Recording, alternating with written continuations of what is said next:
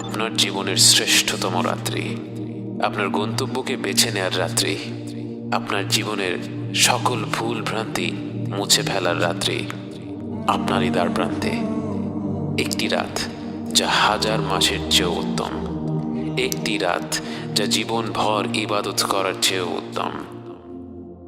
বিসমিল্লাহির রহমানির রহিম।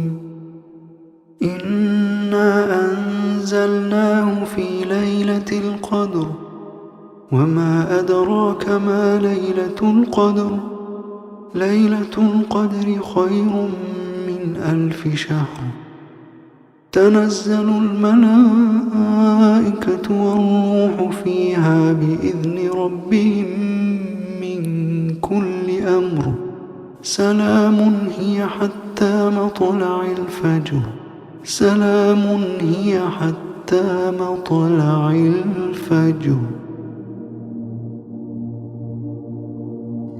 আমাদের গড় আয়ু 60 থেকে 70 বছর। এর মধ্যে 10-15 বছর কেটে যায় শৈশবে, 10 বছর কেটে যায় কর্মস্থলে, আরও 10 বছর ঘুমিয়ে ঘুমিয়ে, 5 বছর যাতায়াত করতে করতে, আরও 10-15 বছর সামাজিকতার বিনোদনে। বাকি 10-15 বছর সময়ের কতটুকু আসলে আমরা পুরোপুরি ইবাদতের পেছনে ব্যয় করতে পারি? অথচ লাইলাতুল কদর এমন একটি রাত যা হাজার মাস অর্থাৎ 83 বছরের চাইতেও উত্তম। এর মানে এই একটি রাত যদি আমরা সম্পূর্ণভাবে আন্তরিকতার সাথে ইবাদত করতে পারি, এর মূল্য হবে জীবনভর প্রতিটি মুহূর্তে, প্রতিটি ক্ষণে আল্লাহর কথা স্মরণ করে তার ইবাদত করে কাটিয়ে দেওয়ার চেয়েও উত্তম, এর চাইতেও মর্যাদাপূর্ণ। লাইলাতুল কদর এমন একটি উপহার যা পেলে মনে হয় আল্লাহ তাআলা আসলে আমাদেরকে জান্নাতে পাঠিয়ে দেওয়ার জন্য কারণ খুঁজছেন, অজুহাত খুঁজছেন।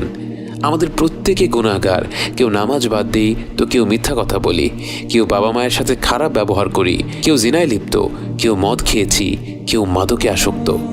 কত রকম ভুল ভ্রান্তিতে আমরা ডুবে আছি, অথচ আল্লাহ তাআলা আমাদের কারো জন্য লাইলাতুল কদরের মতো মহিমান্বিত রাত্রির দরজা বন্ধ করে দেননি, বরং এই রাত্রিটি যেন খাসভাবে আমাদের জন্যই তৈরি করা হয়েছে।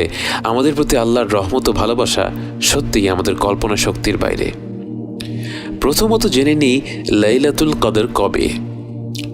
রাসূল সাল্লাল্লাহু আলাইহি ওয়াসাল্লাম বলেছেন, তাহাররাউ লাইলাতুল কদরি ফিল আশরিল আওয়াখিরি মিন রমাদান। লাইলাতুল কদরকে রমাদানের শেষ 10 রাত্রিতে খোঁজো। এটা সত্যি যে এছাড়াও অন্যান্য হাদিসে 10 রাত্রির বেজোড় রাতগুলো 27-এর রাত, 25-এর রাত, 29-এর রাত সহ বিভিন্ন রাতের কথা এসেছে, কিন্তু এ ব্যাপারে কোনো সন্দেহ নেই যে পুরোপুরি নিশ্চিতভাবে লাইলাতুল কদর পাওয়ার একমাত্র উপায় হচ্ছে শেষ 10 রাত্রির প্রতিটি রাতেই এর ইবাদত করা।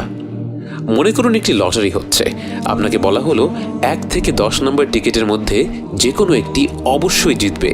আপনি কি তখন কোনো টিকিট বাদ রাখবেন? টিকিটের দাম যতই হোক না কেন, লটারি জেতার পুরস্কার তার থেকে লক্ষ গুণে বেশি।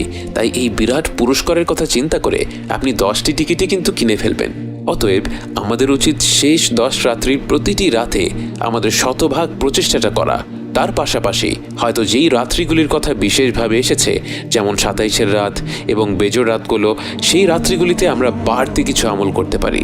কিন্তু অবশ্যই অন্যান্য রাত্রিগুলিতে, বিশেষ করে 27-এর পরের রাত্রিগুলিতে যখন খতম তারাবি শেষ হয়ে যায়, তখন যেন আমরা আমাদের ইবাদত কোনোভাবেই কমিয়ে না দেই। এবার আসি লাইলাতুল কদরে আমাদের করণীয় কি। আয়েশা রাদিয়াল্লাহু আনহা বলেন, রমাদানের শেষ 10 রাত্রিতে রাসূল সাল্লাল্লাহু আলাইহি ওয়াসাল্লাম তার কোমর বেঁধে ইবাদত বন্দেগীতে নেমে পড়তেন। অর্থাৎ বাকিটা সময় তিনি যতটা ইবাদত করতেন, রমাদানের শেষ 10 রাত্রিতে তিনি সেই ইবাদতের পরিমাণ আরও বাড়িয়ে দিতেন। আমাদের উচিত হবে যে যেই অবস্থায় আছি আমাদের ব্যক্তিগত ইবাদতগুলো এই 10 রাত্রিতে বাড়িয়ে দেয়া। এখানে সবার জন্য একই ফর্মুলা কাজ করবে না। যার ফরজ নামাজ পড়ার অভ্যাস নেই তার অবশ্যই প্রথমে লক্ষ্য রাখতে হবে এই 10 রাত্রিতে যেন কোনো ফরজ নামাজ বাদ না হয়। অন্যদিকে যে ফরজ এবং সুন্নত আল্লাহর রহমতে নিয়মিত পড়ে তার উচিত হবে বেশি বেশি করে নফল ইবাদত করা। লাইলাতুল কদরের রাত্রিকে পুরোপুরি কাজে লাগানোর জন্য একটি চমৎকার সুযোগ হচ্ছে ইশা ও ফজরের নামাজ মসজিদে জামায়াতের সাথে আদায় করা। কেননা রাসূল সাল্লাল্লাহু আলাইহি ওয়াসাল্লাম বলেছেন, যে ব্যক্তি জামাতের সাথে ইশা ও ফজরের নামাজ আদায় করবে সে যেন সারা রাত নামাজ পড়ল। অর্থাৎ আপনি জামাতের সাথে ইশা ও ফজরের নামাজ আদায় করলে আপনি পুরো রাত্রি নামাজ পড়ার সওয়াব পেয়ে যাবেন। এরপর আপনি বাড়তি যাই করেন না কেন সেটা হবে বোনাস। অতএব আমাদের প্রত্যেকের লক্ষ্য থাকা উচিত, আর কোনো ইবাদত হোক না হোক, রমাদানের শেষ রাত্রিতে যেন অবশ্যই এশা এবং ফজরের নামাজ মসজিদে জামাতের সাথে আদায় করা হয়। অন্যদিকে তারাবির নামাজ ইমামের পেছনে পুরোটা শেষ করলে, অর্থাৎ ইমাম 8 রাকাত পড়লে 8 রাকাত, 20 রাকাত পড়লে 20 রাকাত, 100 রাকাত পড়লে 100 রাকাত, ইমাম যত রাকাত নামাজই পড়ুক না কেন তার পেছনে পুরো নামাজ শেষ করলেও পুরো রাত্রি নামাজ পড়ার সওয়াব পাওয়া যাবে। কিন্তু এ ব্যাপারে কোনো সন্দেহ নেই যে ইবাদতের ক্ষেত্রে রাসূল সাল্লাল্লাহু আলাইহি ওয়াসাল্লামের মনোযোগ ছিল সৌন্দর্য ও আন্তরিকতার দিকে। তিনি নামাজে লম্বা লম্বা সূরা তিলাওয়াত করতেন এবং রুকু এবং সেজদাতে দীর্ঘ সময় নিয়ে দোয়া করতেন। নামাজে দাঁড়িয়ে সূরা পড়ার সময় জাহান্নামের আয়াত আসলে তিনি তিলাওয়াত থামাতেন, থামিয়ে আল্লাহর কাছে জাহান্নামের আগুন থেকে রেহাই চাইতেন। জান্নাতের আয়াত আসলে আল্লাহর কাছে জান্নাত লাভের জন্য দোয়া করতেন। তার ইবাদতের প্রতিটি উচ্চারণেই ছিল আন্তরিকতা, আল্লাহর সাথে ঘনিষ্ঠ সম্পর্ক তৈরির চেষ্টা। আমরা অনেকে ভাবতে পারি আমাদের তো বড় বড় সূরা মুখস্থ নেই, আর যা মুখস্থ আছে সেগুলোর মানেও বুঝি না। এ ব্যাপারে কোনো সন্দেহ নেই যে আমাদের উচিত হবে এখন থেকে যেসব সূরা মুখস্থ আছে সেগুলোর শাব্দিক অর্থ নিয়ে পড়াশোনা করা এবং নতুন নতুন সূরা মুখস্থ করা। কিন্তু এই শেষ 10 রাত্রি যেহেতু চলেই এসেছে, আমরা এই সময়টায় রুকু এবং সেজদায় বেশি বেশি দোয়া করার মাধ্যমে আমাদের নামাজকে সুন্দর করে তুলতে পারি। বিশেষ করে সেজদা করার সময় বান্দা আল্লাহ তাআলার সবচেয়ে নিকটে থাকে। এই সময় আমাদের উচিত মন খুলে দোয়া করা। সুবহান রাব্বিয়াল আলা 3 বার বলার পর আপনার দুনিয়া এবং আখিরাতের যা কিছু প্রয়োজন আল্লাহর কাছে চাইতে থাকুন। আপনি মন খুলে দোয়া করতে পারছেন না, মনটা শক্ত হয়ে আছে, অসুবিধা নেই। আপনার এই দোয়া না করতে পারার কথাটাই আল্লাহ তাআলাকে বলুন, তিনি আপনার অন্তর প্রশস্ত করে দিবেন, আপনার জিহ্বা খুলে দিবেন। কখনো 5 মিনিট, 10 মিনিট, 15 মিনিট ধরে একটা সেজদা করে দেখেছেন কি? না করে থাকলে এই শেষ 10 রাত্রির চেয়ে চমৎকার সুযোগ কি আর হতে পারে? নামাজের পাশাপাশি অন্যান্য ইবাদত করার মাধ্যমেও আমরা শেষ 10 রাত্রিগুলোকে জাগিয়ে রাখতে পারি। আয়েশা রাদিয়াল্লাহু তাআলা আনহা যখন রাসূল সাল্লাল্লাহু আলাইহি ওয়াসাল্লামকে জিজ্ঞেস করলেন, আমরা যদি লাইলাতুল কদর পেয়ে যাই তখন আমরা কি দোয়া করব? রাসূল সাল্লাল্লাহু আলাইহি ওয়াসাল্লাম বলবে আল্লাহুম্মা ইন্নাকা আফুউন তুহিব্বুল আফওয়া ফা'ফু আন্নি। হে আল্লাহ, আপনি ক্ষমাশীল, ক্ষমাকে ভালোবাসেন, তাই আমাকে ক্ষমা করে দিন। কত সুন্দর সমাধান! আল্লাহ রাসূল সাল্লাল্লাহু আলাইহি ওয়াসাল্লাম 10টি জিনিস চাইতে বলেননি, 100 রাকাত নামাজ পড়তে বলেননি। আসলে আমাদের সব ইবাদতের মূল লক্ষ্যটা কি?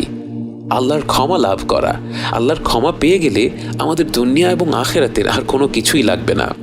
তাই রাসূল সাল্লাল্লাহু আলাইহি ওয়াসাল্লাম এই দোয়াটাই আমাদেরকে মহিমান্বিত রাত্রিতে বেশি বেশি করে করতে বলেছেন। সেই সাথে যেই বোনদের এই সময় নামাজ থাকবে না তারাও অন্যান্য জিকির আজকারের পাশাপাশি আল্লাহর কাছে হাত তুলে এই দোয়াটি বেশি বেশি করার মাধ্যমে লাইলাতুল কদরের পুরো ফজিলতটাই আদায় করতে পারবেন। শ্রেষ্ঠ এই মাসের শেষ 10 রাত্রি হলো আপনার ব্যক্তিগত ক্যানভাস। নামাজ, কোরআন তেলাওয়াত, দোয়া, জিকির, সাদাকা, এই সব ইবাদতগুলো হলো আপনার রং।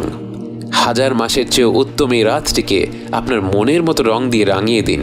যদি সারা রাত শুধু নামাজ পড়ে কাটিয়ে দিতে চান তাতেও কোনো বাধা নেই। যদি একটু আধটু করে ঘুরে ঘুরে বিভিন্ন ইবাদত করতে চান তাতেও কোনো বাধা নেই। এই রাত জুড়ে গোটা মহাবিশ্বের কানায় কানায় ফেরেশতা দিয়ে ভরে যায়। তারা তাদের রবের ইবাদত করতে থাকে, গুণগান গাইতে থাকে। 10টি রাত তাদের সাথে যোগ দিন, অনন্তকাল এর প্রতিদান উপভোগ করুন। আল্লাহ আমাদের সবাইকে লাইলাতুল কদর পাওয়ার এবং ইবাদত দিয়ে জাগিয়ে তোলার তৌফিক দিন। আমিন।